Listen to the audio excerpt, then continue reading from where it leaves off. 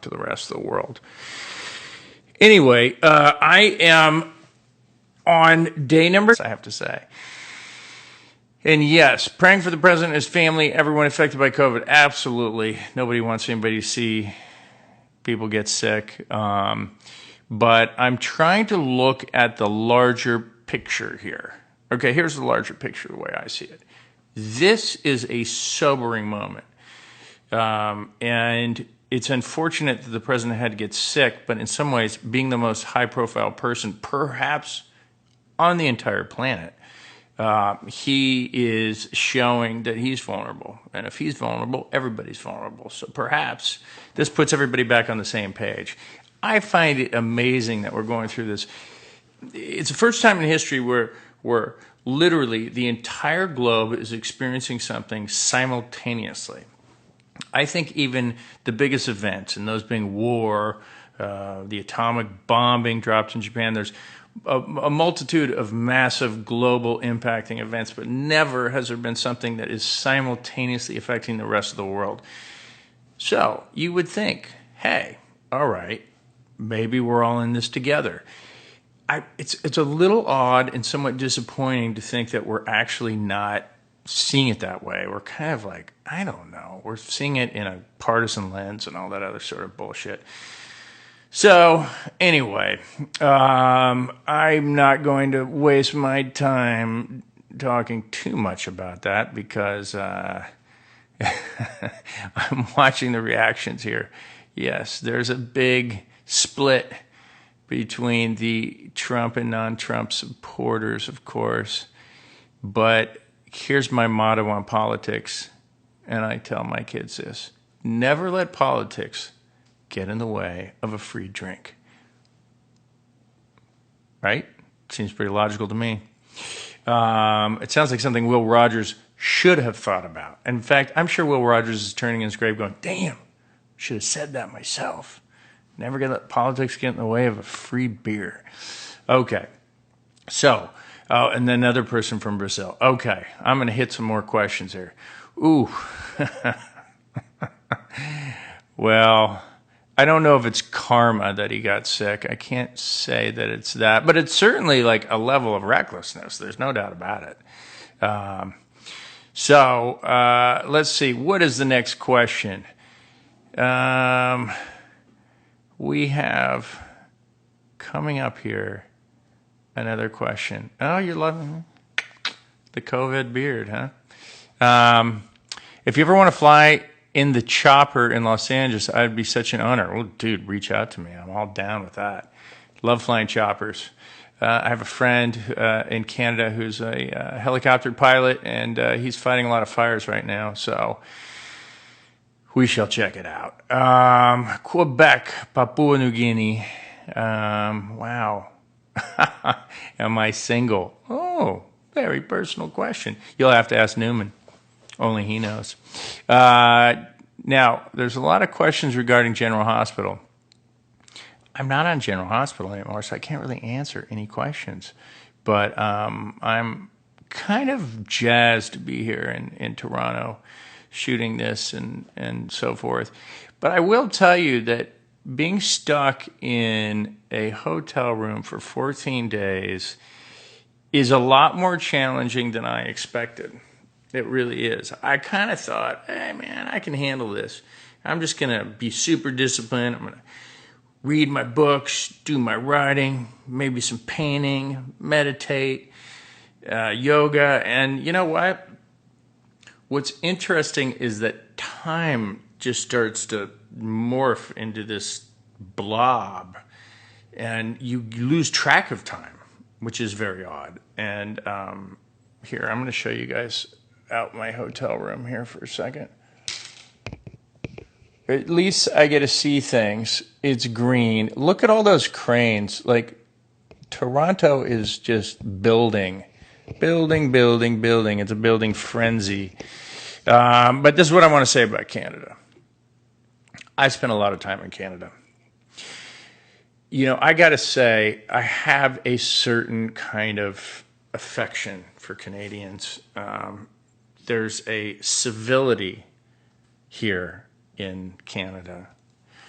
and a kind of tranquility that is interesting. And they're very obedient about the civic duties and obligations, whatever that's being told. And that's true with all Commonwealth countries, in my experience.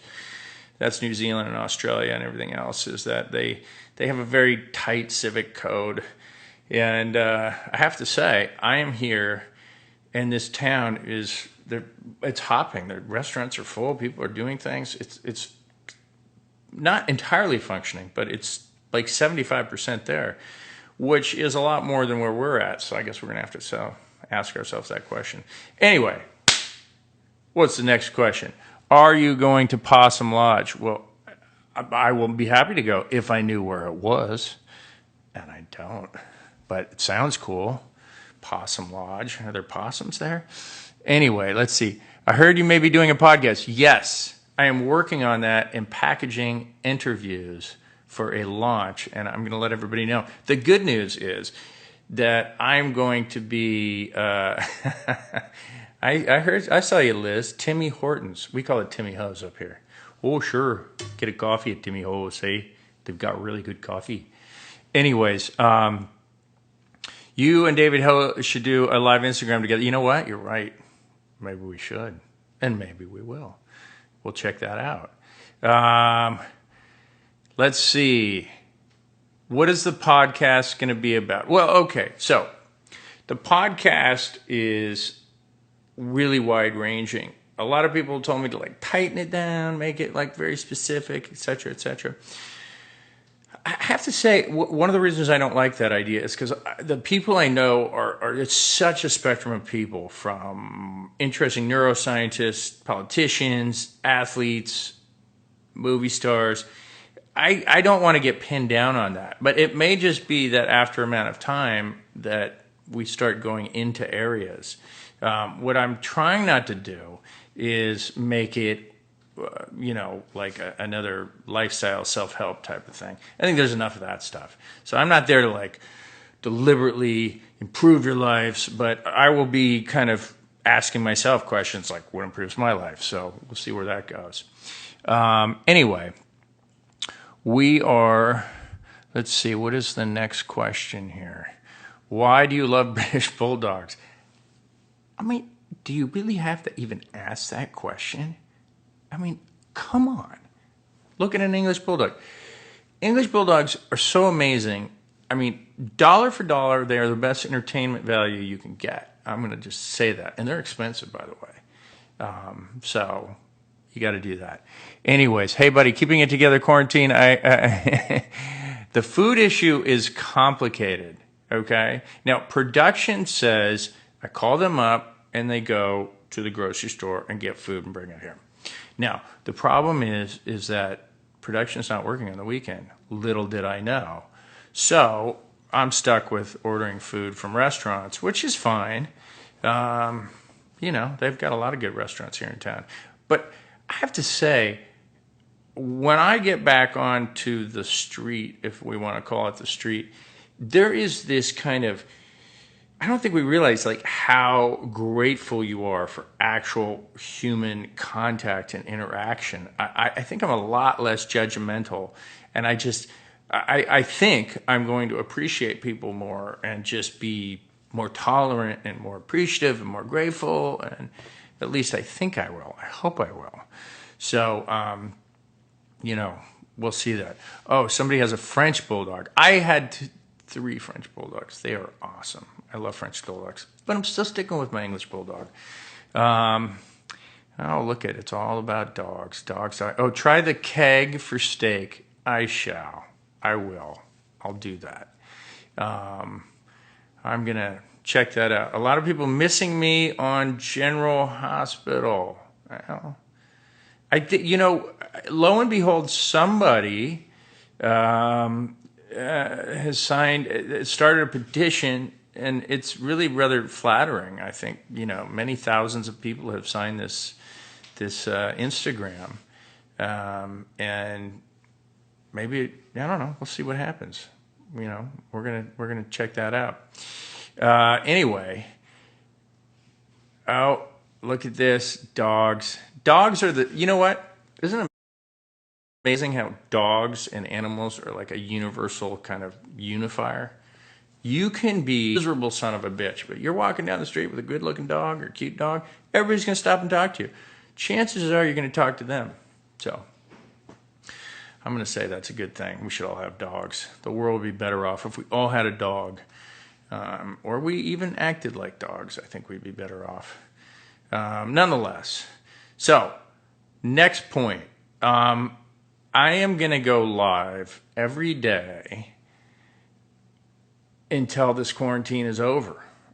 And so what I'm going to be fascinated by is that if you kind of see me slowly fall apart, I mean, my clothes may start disintegrating, and I could get like some tics. Who knows?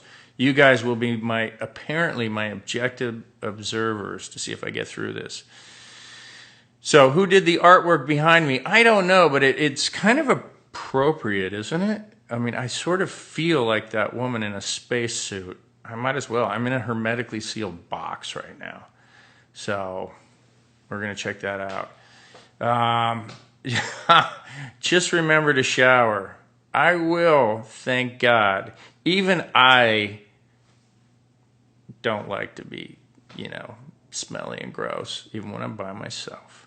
So I'm all down with staying clean.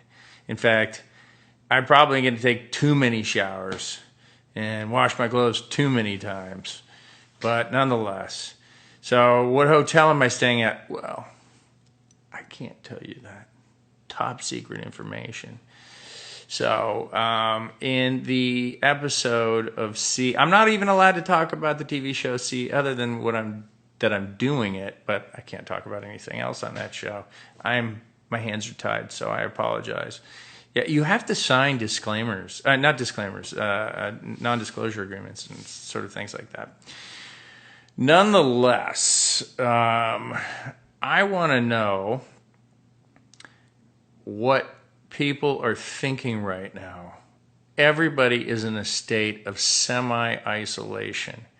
So what I'm really curious about is what I think this has done is that it has magnified a lot of pre-existing things. So say you're in not a perfect relationship, it might be a lot worse now. Say you were in a relationship that wasn't perfect but had a lot of potential, it might be fulfilling its potential because we're spending time with each other right now, which I think is kind of interesting. It is just this really strange cosmic pause button that's been hit. It's incredible. Like, how could have you come up with this? So I guess the deal is, I don't know, let's try to take advantage of it to the extent we can. And I feel for people out there that obviously can't, work and everything else. It's been tough for me, for sure. I haven't been able to shoot much at all. I think the amount of work I had production-wise and convention-wise has been reduced by probably 85%. So I'm feeling it just like everybody. So I hope those people that are having a hard time, well, I hope they're doing okay, because I think we all need a little more, compassion toward each other, a lot more tolerance. Oh, God, we need some more tolerance with each other. All right, let's see what's on the agenda next. Oh, you know what I'd like to know? I just want to take a small anecdotal survey. How many people were in a relationship at the beginning of the quarantine that has ended since the quarantine started? I'd like to know that. I'm looking forward to hearing those answers. So let's see. Oh, I'm a bricklayer. When I came out of lockdown, I came out with 10,000 pounds. Okay, wow. Yeah, I know. People are in a tough thing. Okay. Let's see. Okay.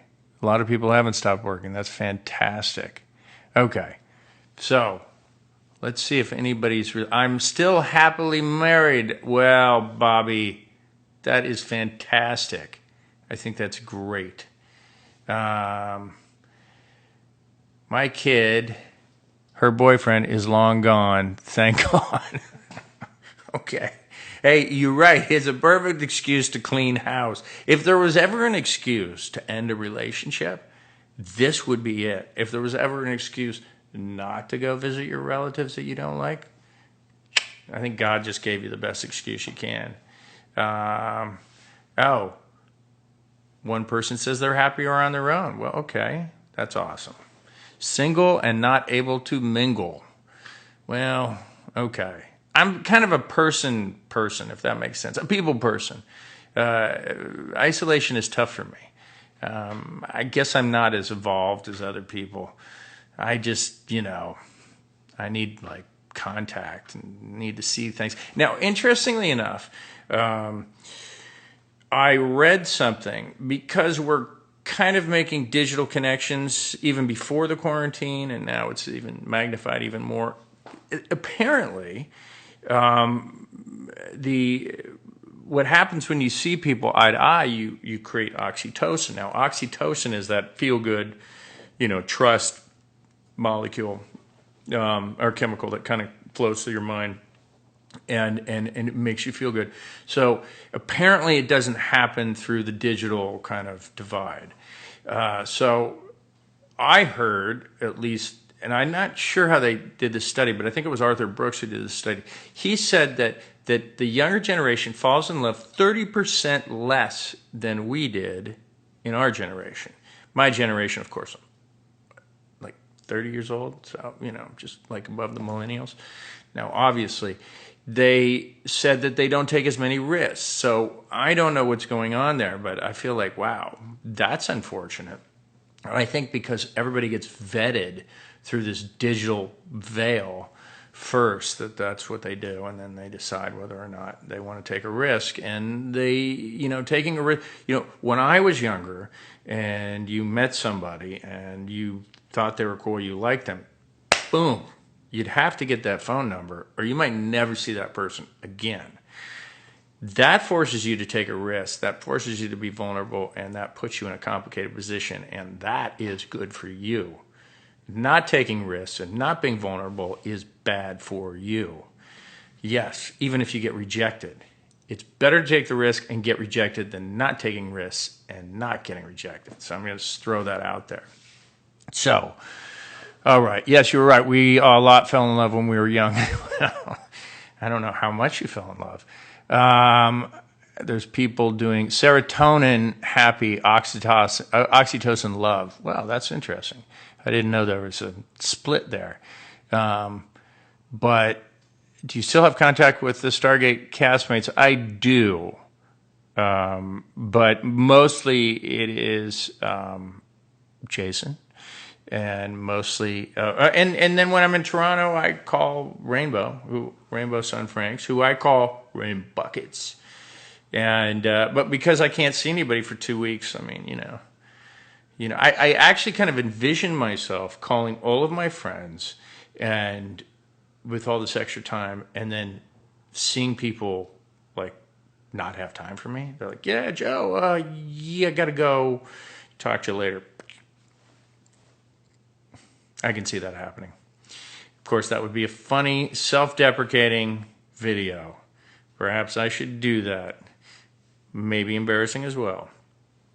Nonetheless, I don't really know how long one does live videos. And I will play with this idea. But I might come up with some kind of a format, and we'll see what that format is, so I'm not just all over the map reading every comment that comes up. It's amazing because it's like ping pong balls in my brain. I'm looking at everything, and I'm like, I want to answer everybody, but I can't do it. And there's people talking in languages I've never even heard of.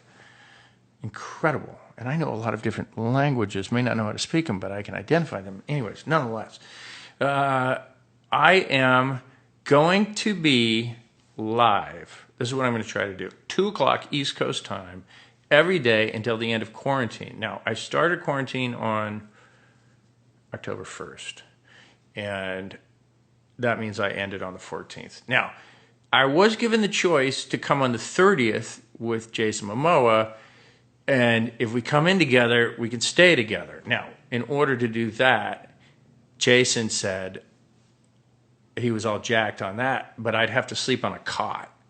Now, I thought to myself, what is worse, being on a cot in a room full of people for 2 weeks or being by myself in a hotel room with a bed? Well, no offense, Jason, but I'm choosing the bed and my own solitude. And secondly, edible for Maggie. Peace out. I miss your cakes and pies and chocolatey goodness. Anyway, I love making contact with everybody. This is awesome. And it's keeping me from jumping out the window to a certain death. Also, what's keeping me from jumping out the window is that my windows do not open. So clearly, they've stuck me in the safe room. I think it's a safe room. It's probably padded, too. So, nonetheless, I am going to be talking to you guys very soon.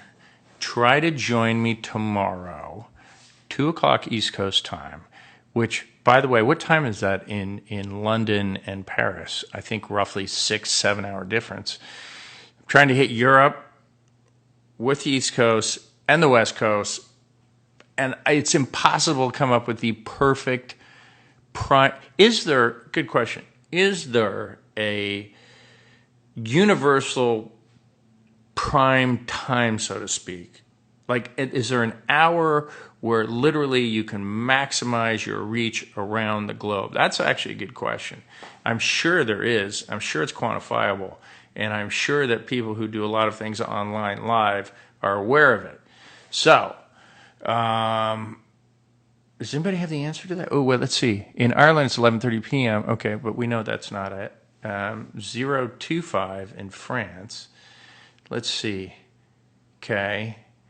Ooh, it's early in Germany. Okay. Maybe it's too late. Should I move on up? Let me see. London is 5 hours. Yes. Yes. It's 5:30 a.m. in Eastern Australia. And I apologize, Eastern Australia, Perth, etc. You guys are very remote. I'd like to get everybody included. I just don't know how to do it. I'm going to be perfectly honest with you. So, you know who I'm going to talk to? I'm going to talk to my pal Ray Fisher. Ray, I don't know if you're even logged on right now, but I'm going to reach out to you because you go live all the time. You know what's up. I'm going to talk to you. You know everything. All right. So, ladies and gentlemen, without further ado, it has been a pleasure. It's good to know that there are people out there I can make contact with, and that I'm sane, right? Right? Everybody just say yeah. You know what? Everybody just give me that phony, fake, you're fine, Joe. No, you're not weird. Everything's going to be okay. That's all I'm asking for. There's a big collective pat on my shoulder saying that I'm not going to lose my mind. Okay. Space people, astronaut people, astronaut women, we're all in space. I'm looking forward to seeing you guys tomorrow. I am now going to walk to the other side of the room, and that's my big action for the day. You guys take care. I love you guys. I miss you. Stay safe. Wear a mask at all times. You know, it's very important. Peace out.